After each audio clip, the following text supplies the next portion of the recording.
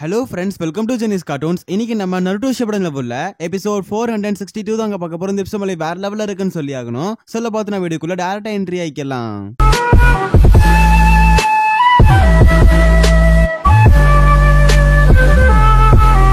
கதையோட ஸ்டார்டிங் சீன்ல நம்ம ஹாகுரோமா பயங்கரமான ட்ரைனிங்லாம் முடிச்சு சேஜ் மோட கத்துக்கிட்டாரு. அதுக்கப்புறம் என்ன அவங்க அம்மா கூட சண்டை போடலாம் அப்படிங்கிற ஒரு நம்பிக்கை தான். ஏன்னா அவங்க அம்மா அந்த அளவுக்கு பவர்ஃபுல்லா இருந்திருக்காங்க. அப்போ ஒரு மெசேஜ் சொல்ற தவளை செம்ம ஃபாஸ்டா வந்துகிட்டு இருக்கோம். என்ன ஏதுன்னு கேட்டா ஹாமுராவை கான்டாக்ட் பண்ண முடியலையா.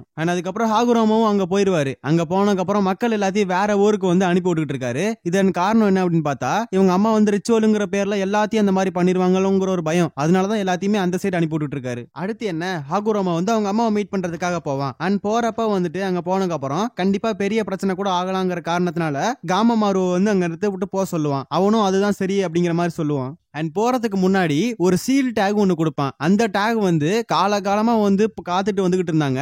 அதை தவளை உலகத்துல இருந்து வேற எந்த உலகத்துக்கும் எடுத்துட்டு போக கூடாது. பட் இருந்தாலும் இந்த இடத்துல வேற வழி இல்லாம தான் காமமாரு கொடுக்கும். ஏன்னா காகிய அந்த அளவுக்கு தொந்தரவு பண்ணிக்கிட்டு இருக்கு. அண்ட் இது கண்டிஷனோட தான் கொடுப்பான் அந்த தவளை. என்ன அப்படின்னா கடைசியில நீ சாவ போற நிலைமை வந்துருச்சு, அப்பயும் உன்னால காகியாவை தடுக்க முடியல அப்படின்னா மட்டும் இதை பயன்படுத்து அப்படின்னு சொல்லிட்டு தான் காமமாரு அந்த இடத்த விட்டு போகும். அண்ட் ஹாகுரோமா அதுக்கப்புறம் உள்ள போவான். உள்ள போனோடனே அவங்க அம்மா நீ ரூல்ஸ் அண்ட் ரெகுலேஷன்ஸ் பல விஷயத்துல மீறிட்ட அப்படிங்கிற மாதிரி சொல்லுவாங்க. ஆனா அது நிறைய விஷயம் என்கிட்ட மறைச்சிட்ட, பட் இனிமேல் மறைக்க முடியாது. ஏன்னா அந்த அளவுக்கு என்கிட்ட வியாகுகன் இருக்கு, உன்கிட்ட இருந்து கண்டிப்பா கண்டுபிடிச்சிருவேன்ற மாதிரி சொல்லுவாங்க. அண்ட் இந்த மாதிரி அவங்களா ஒரு காரணத்தை சொல்லுவாங்க. இந்த மாதிரி உன்னோட லவர் செத்து போனனாலதான் இந்த அளவுக்கு நீ மாறி வந்திருக்காங்கிற மாதிரி சொல்லவும் அது மட்டும் காரணம் இல்லைங்கிற மாதிரி ஹாகுரோமா சொல்லுவான். எனக்கு ஊர்ல இருக்க எல்லாத்தையுமே ரொம்ப பிடிக்கும். அண்ட் எல்லாத்தையும் ரிச்சுவலுங்கிற பேர்ல நீங்க எல்லாத்தையும் கொண்டுகிட்டு இருக்கிறத பாக்குறதுக்கு எனக்கு சத்தியமா பிடிக்கல. அதனாலதான் நான் கண்டிப்பா அதை தடுத்து நிறுத்துவேன். இதுக்கு முன்னாடியே நீங்க நல்லது பண்ணல, இது இப்பயும் நீங்க நல்லது பண்ணல அப்படிங்கிற மாதிரி கோவமாவாரு. அப்ப நம்ம ஹாகுரோமா நீங்க எங்க இருந்தா வந்தீங்கன்னு சொல்லி கேட்பான். அதுக்கு காகியா நான் வானத்துல இருந்து வந்தேன், என்னால திரும்ப வானத்துக்கு போக முடியல, அதன் காரணம் சில பேர் என்னை கூட்டிட்டு போகணும், அவங்க வந்தா அவங்க கிட்ட கொஞ்சம் பவர்ஸ் யூஸ் பண்ண வேண்டிய நிலைமை இருக்குங்கிற மாதிரி சொல்லுவாங்க. அண்ட் ஹாகுரோமா கேட்கறது என்னன்னா நீங்க இந்த உலகத்துக்கு வர்றப்ப நீங்க ரொம்ப நல்லவங்களா இருந்தீங்கன்னு கேள்விப்பட்டேன், பீஸுக்காக போராடினீங்கன்னு கேள்விப்பட்டேன், பட் ஏன் இப்ப நீங்க அதாவது கொடூரமா இருக்கீங்கிற மாதிரி கேட்பான். அதுக்கான காரணம் ஹாகுரோமா பிறக்கிறதுக்கு முன்னாடி பல விஷயங்கள் நடந்திருக்கும். அதாவது காகியாவோட லவ்வரே இவனை துரத்தி வெட்டுறக்கா வந்திருப்பானுங்க. அந்த ஒரு நிலைமை. இன்னொன்னு அதோட அசிஸ்டன்ட் ஒருத்தர் இருப்பால, அவளையும் கண்ணு முன்னாடியே கொண்டிருப்பானுங்க. ஆனா நீங்க தப்பு தான் பண்றீங்கிற மாதிரி ஹாகுரோமா சொல்லுவான். அண்ட் இதெல்லாம் விட்டுருங்க அப்படிங்கிற மாதிரி சொல்றப்ப கண்டிப்பா என்னால விட முடியாது, நான் தாண்டா உனக்கு பவர்ஸ் எல்லாம் கொடுத்தேன், என்னவே நீ எதிர்த்து பேசுறியா, நான் உன்கிட்ட இருந்த பவர்ஸ் எல்லாத்தையும் புடுங்குறேங்கிற மாதிரி சொல்லுவாங்க. அண்ட் திடீர்னு பார்த்தா ஹமுரா பாஞ்சு ஹாகுரோமாவை அடிக்க வந்துருவான். என்னன்னு பார்த்தா காகியா ஹமுராவை கண்ட்ரோல் பண்ணி இந்த அளவுக்கு ஃபைட் பண்ண வைக்கிறாங்க. இப்ப ஃபைட் பண்ணி பார்ப்போம், ஆசை தம்பி கூட ஃபைட் பண்ணி பார்ப்போம் அப்படிங்கிற மாதிரி சொல்லியே ஃபைட் பண்ண சொல்லுவான். அண்ட் போக போக ஃபைட் செம்மையா போயிட்டு இருக்கும். காமமாரு மேல இருந்து பார்த்துக்கிட்டு சூழ்நிலை இவ்வளவு மோசமா போகும்னு அவனுமே எதிர்பார்க்கல. அண்ட் ஹாமுரா போக போக பயங்கரமா ஃபைட் பண்ண ஹாகுரோமா வேற வழி இல்ல. ஏன்னா இவர் செத்துட்டாரு அப்படின்னா கண்டிப்பா அடுத்து எந்த ஒரு விஷயமும் பண்ண முடியாதுங்கிற காரணத்தினால அவர் அவரோட தம்பியை கொல்ல வேண்டிய சூழ்நிலை வந்துச்சு. அதனால சேஜ் மோடுக்கு போயிருவாரு. போயிட்டு ஒத்தே அடி நெஞ்சில அப்படியே ஓட்டையை போட்டு விட்டுருவாரு. அப்பதான் ஹாமுரா அவனோட கான்சியஸ்க்கு வருவான். வந்த உடனே செம்மையா அழுக ஆரம்பிச்சிருவார் ஹாகுரோமா. அதோட அவர்கிட்ட இருக்க ஷரிங்கன் ரெனேகனா மாறும். அண்ட் இந்த இடத்துல எனக்கு வேற வழி தெரியல, அதான் இப்படி பண்ணிட்டேன்னு ஹாகுரோமா சொல்ல உடனே பையன் சிரிச்சுக்கிட்டே அமைதியா இருப்பாங்க. அந்த டைம்ல சீல் டாக் எடுத்து அவரோட தம்பி மேல பயன்படுத்தி சேஜ் சக்கராவ் எல்லாத்தையும் தம்பிக்குள்ள செலுத்த ஆரம்பிப்பாரு. அண்ட் இதை பார்த்த காமமாருவும் பரவாயில்லையே பையன் கரெக்டான நேரத்துல இதை பயன்படுத்தினாங்கிற மாதிரி யோசிச்சுக்கிட்டு இருப்பாரு. அண்ட் இந்த இடத்துல நம்ம ஹாமுராவை கொன்னனாலதான் இந்த இடத்துல நம்ம ஹாகுரோமாவுக்கு ரெனேகன் ஓபன் ஆயிருக்கு. அண்ட் அந்த சீல் டாக் இருந்தனாலதான் ஹாமுரா திரும்ப உயிரோட வந்திருக்கான், அதுவும் சேஜ் மோடோட வந்திருக்கான். அண்ட் இந்த இடத்துல ரெண்டு பேத்துக்கிட்டையும் இன்டென்ஸான பவர் இருக்கு. கண்டிப்பா காகுயாவை தோக்கடிக்க முடியுங்கிற நம்பிக்கை அவங்களுக்குள்ள இருக்குது. அண்ட் திடீர்னு பார்த்தா அந்த இடமே பயங்கரமா அதிர ஆரம்பிக்கும். என்னன்னு சொல்லி பார்த்தா டென்டெயில்ஸ் அப்படியே உருவாகிட்டு இருக்கும். எதுல இருந்து? டிவைன் ட்ரீல இருந்து. ஆனா அதுகிட்ட இருக்க சக்கராவை ஃபீல் பண்ணி பாக்குறப்பயே ரொம்ப அதிகமான சக்கரா இருக்கு. ஆனா அதுக்கப்புறம் டென்டெயில்ஸை காகியோ கண்ட்ரோல் எடுத்து பயங்கரமா ஒரு ஃபைட் போகும்.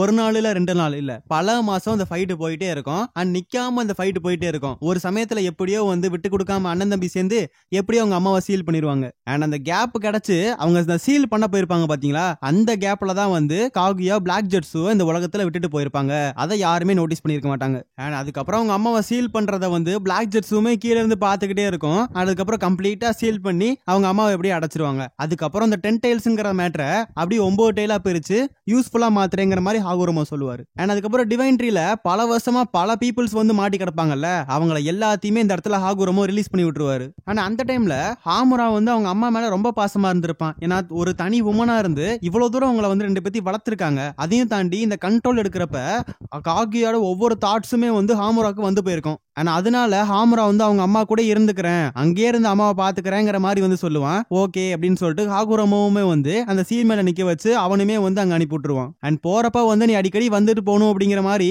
பல அந்த பிரதர்ஸோட கான்வர்சேஷன் இருக்கும்ல, அது எல்லாமே நடந்துச்சு. அண்ட் இதுதான் ஃபர்ஸ்ட் டைம் வந்து ஹாகுரோமோ வந்து உலகத்தை காப்பாத்தி இருப்பாரு. செகண்ட் டைம் எப்ப அப்படின்னா, அதாவது வந்து சில பிளாஷ்பேக் இன்னமும் நடக்கும். அதாவது ஹாகுரோமோக்கு 2 பசங்க, அதாவது இந்திரா ஆசுரா. அண்ட் இந்த 2 பேத்துக்குமே வந்து நின்சு அப்படிங்கிற விஷயத்தெல்லாம் வந்து கத்து கொடுத்திருப்பாரு. ஆனா அதை மத்தவங்கள்ட்ட நீங்க கத்து கொடுக்கணும்ன்ற மாதிரி சொல்லி தான் கத்து கொடுத்திருப்பாரு. அண்ட் ரொம்ப நாள் கழிச்சு ஹாகுரோமோ சாவ போற நிலைமையில அந்த 10 டைல்ஸா இருந்ததை 9 டைல்ஸா மாத்திருப்பார்ல, அது எல்லாத்தையுமே ஒவ்வொரு டைரக்ஷன்ல அனுப்பி வச்சாரு. இதுக்கான ஒரு காரணமும் இருக்கு. ஆனா அவங்க அம்மாவை திரும்ப ரிவைவ் பண்றதுக்கு அந்த டிவைன் ட்ரீ வேணும். அந்த டிவைன் ட்ரீ வேணும் அப்படின்னா 10 டைல்ஸ் இருக்கும், அதுவும் வேணும். ஆனா அதே மாதிரி இவர்கிட்ட இருக்க சக்கரா, ஹாகுரோமோவோட சக்கரா வேணும். அண்ட் பிளஸ் ரெனேகன் வேணும். சோ இப்ப அந்த 10 டைல்ஸை வந்து சேர்க்க முடியாத காரணத்தினாலதான், அந்த சேர்க்க கூடாதுங்கிற காரணத்தினாலதான் அவர் பல டைரக்ஷன் அனுப்பி வச்சாரு. அதே மாதிரி ரெனேகன் பாதிப்பு ஏற்படும் அப்படின்னு சொல்லி ஸ்டோன் டேப்லெட்ல எழுதி வச்சாரு. அண்ட் இந்த பிளாக் ஜெட்ஸு வந்து இந்த மாதிரி ஒரு காரியத்தை பண்றதுக்கு பல வருஷமா வந்து கஷ்டப்பட்டு இருக்கான். அண்ட் ஒரு எக்ஸாம்பிளா வந்துட்டு இந்திரா கூட வந்துட்டு அவன் இருந்திருக்கான். அண்ட் இந்த மாதிரி அவனை உசுப்பேத்தி விட்டு உச்சியா கிளான்னு உருவாக்க வச்சிருக்கான். அந்த கிளான்ல ஒரு ஸ்டோன் டேப்லெட்ல இந்திரா நல்லதா எழுதி வச்சிருப்பான். பட் நம்மால் தான் என்ன பண்ணிருப்பான், ரெனேகன் வந்து வைக்கிறனாலதான் பீஸ் அது இதுன்னு சொல்லிட்டு என்னென்ன நல்லதா இருந்துச்சோ அது எல்லாத்தையுமே வந்து தீமையா மாத்தி விட்டான். ஆனா அதே மாதிரி அவங்க அண்ணன் தம்பிக்குள்ள வந்து சண்டையை உசுப்பேத்தி விட்டது இந்த பிளாக் ஜெட்ஸு தான். அதனாலதான் வந்துட்டு உச்சிகா செஞ்சுன்னு சொல்லிட்டு ஒரு பேட்டில் போச்சு. சோ இந்த மாதிரி எதுக்கு பேட்டில் எல்லாம் போட வைக்கிறான்னு பார்த்தா, இந்த மாதிரி பேட்டில் போனாதான் எவனுக்காக ஒருத்தனுக்கு ரெனேகன் அவைக்கன் ஆகும். அப்படி ரெனேகன் அவைக்கன் ஆனா மட்டும்தான் அவங்க அம்மாவை காப்பாற்ற முடியும் அப்படிங்கிற காரணத்தினாலவே பிளாக் ஜெட்ஸு பல வேலைகளை பார்த்துட்டு இருக்கான். அண்ட் இடையில அதாவது இந்திரா அசுராவோட மறுபிறவையா வந்து ஹாஷிராமா மாதரா வந்திருப்பாங்க. அப்பதான் வந்துட்டு பிளாக் ஜெட்ஸுக்கு ஒரு கான்பிடன்ஸ் வந்து, அதுக்கான காரணம் மாதரா. ஏன்னா இது வரைக்கும் வந்த ஜெனரேஷனை தாண்டி மாதரா பல விஷயங்கள்ல வந்து பெட்டரா இருந்திருக்கானா.